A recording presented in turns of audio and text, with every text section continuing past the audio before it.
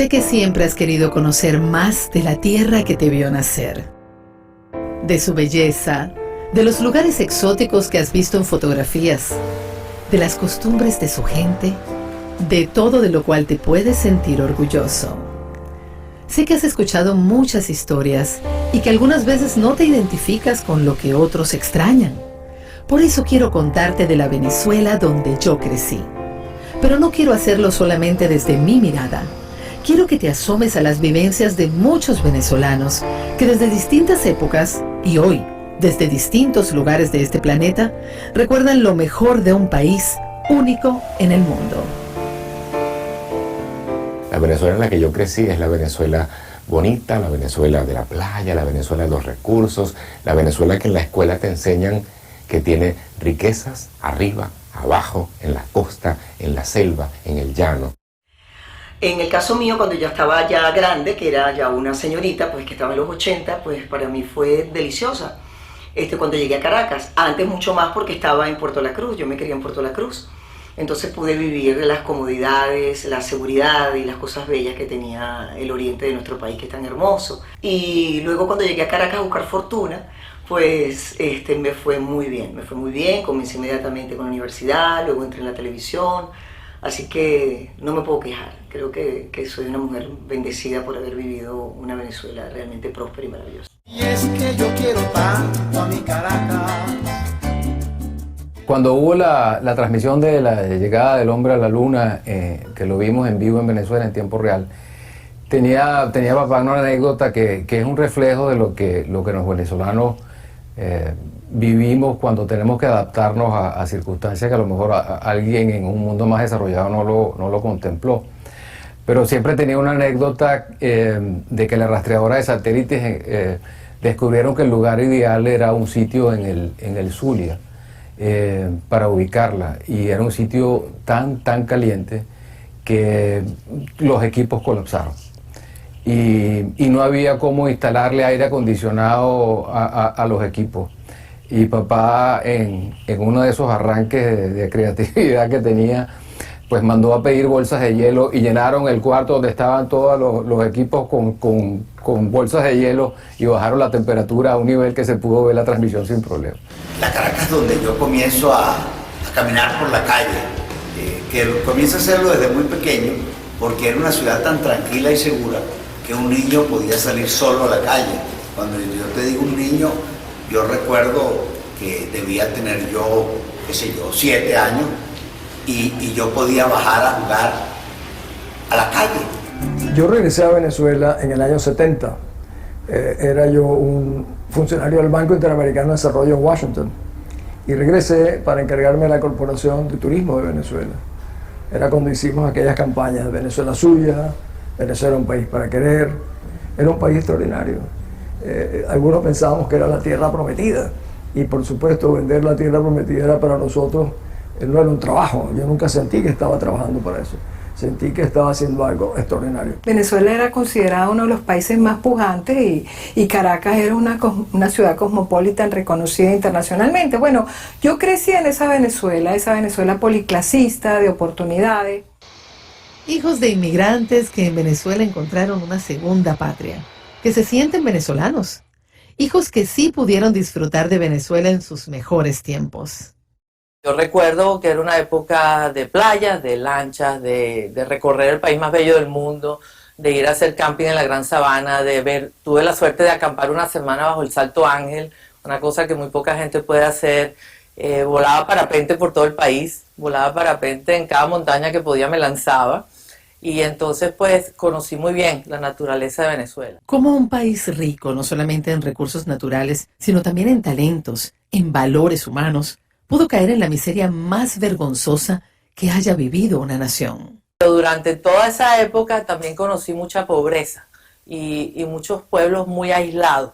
Y eso a mí me preocupaba, pero en ese momento de juventud pues estábamos todos felices, éramos todos felices y no lo sabíamos, y no le presté mucha atención durante la época de hasta los 16, 17 años que fui a estudiar a Boston, en Estados Unidos, donde me doy cuenta de que sí, una parte del país vivimos muy bien, Vivimos dentro de, obviamente, un auge petrolero, sobre todo del año 75 al 80, que subieron los precios del petróleo maravillosamente, entonces pues todos teníamos dinero y había entrado mucho capital al país, pero me di cuenta también que se estaban robando mucho y que íbamos a tener problemas con eso. Es decir, entonces en Venezuela tuvimos servicios pobres para los pobres, servicios ricos para los ricos.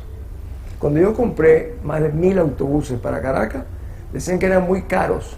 Dice, oye, pero es para la gente, muy caro. Ah, son caros porque es para la gente.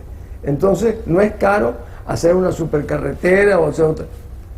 O sea, había un doble criterio. Incluso, siendo gobernador, veía en las estipulaciones de ingeniería que los apartamentos, los cuartos del servicio, eran como para enanos. Dice, ¿cómo es eso? Un cuarto de 2x2. O sea, ustedes tienen unos cuartos normales y cuando hacen el cuarto de servicio, lo hacen realmente como un closet. Yo cambié eso, porque eso no puede ser. Eso es para mí pensar que primero la gente. Yo empecé a darme cuenta que había problemas en el país o que yo vivía en una burbuja de felicidad, como muchas de mis amistades y compañeros de colegio, cuando conseguimos una casita en Chuspa, que es una playa que queda a 4 horas de la ciudad, que había que pasar 10 ríos, que era un sitio muy aislado, no había electricidad, no llegaba la prensa, no había teléfono, no había nada de estas cosas. Y entonces, por un lado, un pueblo maravilloso para ir de pesca, para bucear, para pasear en lancha, para bailar tambores. Los tambores de Chuspa eran muy famosos. Pero por otro lado me empecé a dar cuenta de que ese pueblo, la gente tenía una necesidad horrible de las cosas más básicas. No había educación, casi nadie sabía leer o escribir. El que definía todas las leyes del pueblo era Juan Pablito, el médico brujo del pueblo. O sea, parece que estuviera hablando de 100 años de soledad o de Macondo, pero nosotros teníamos muchos Macondos en los años 70 todavía. Era un pueblo donde tenía una amiguita que a los 14 años ya tenía 3 niños. La volví a ver a los 25 años y tenía una anemia galopante y tenía 9 hijos, estaba destrozado su cuerpo. Y entonces te das cuenta que la burbuja de nosotros no representaba a la mayoría del país.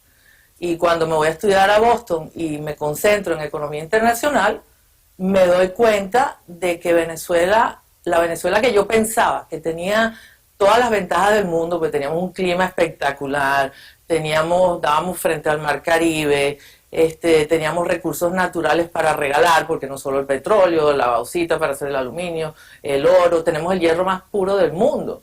Y me di cuenta que todo eso era muy negativo en vez de muy positivo, según las leyes de economía internacional. Porque una de las cosas que aprendí es que si tú eres un país o una región que no tiene las 4 estaciones, generalmente eres subdesarrollado. Pero si además de no tener las 4 estaciones, tienes recursos naturales en exceso, te vuelves un país sumamente corrupto. Y si los precios de ese producto o de ese recurso natural son precios muy volátiles que pueden subir y bajar con el mercado muy fácilmente, entonces el país cae en crisis, cae en deuda y prácticamente va a ser una economía fallida, sin duda alguna. Y eso es lo que le pasó a Venezuela. Ahora, lo que pasa en Venezuela en los 90 es muy interesante porque yo creo que una de las cosas que más permitió que Chávez se quedara en el poder fue obviamente su hermandad con Cuba, pero la hermandad de Cuba viene no porque Fidel Castro estaba siempre interesado en un Chávez o un Maduro que había estudiado en los 80 en Venezuela. El interés de Fidel Castro viene cuando pasan 2 cosas muy importantes en el mundo. Número 1, en el 89 cae el muro de Berlín y se acaba entonces el apoyo que recibía Cuba de Alemania, porque tenía mucho apoyo de Alemania Oriental. Y 2 años después cae la Unión Soviética y entra Yeltsin como presidente de Rusia, de una Rusia que además ya estaba en problemas financieros porque había caído el precio del petróleo. Entonces Rusia y Alemania por completo eliminan la ayuda a Cuba. Cuba empieza su periodo especial, que fueron casi 10 años, y Fidel por primera vez se ve en una situación donde ya no tiene ese apoyo, porque todo lo que se hizo en hospitales, escuelas, la educación superior en Cuba venía de inversiones de las otras personas, de Rusia sobre todo, que le interesaba por supuesto tener unos cuantos misiles bien estacionados en la isla, ¿no? Entonces, para la suerte de Fidel y para la desgracia de nosotros, cuando cae el muro y cuando se deshace la Unión Soviética, entra Chávez en el 98 al poder y además empiezan a subir los precios del petróleo, bestialmente, como no había pasado en mucho tiempo.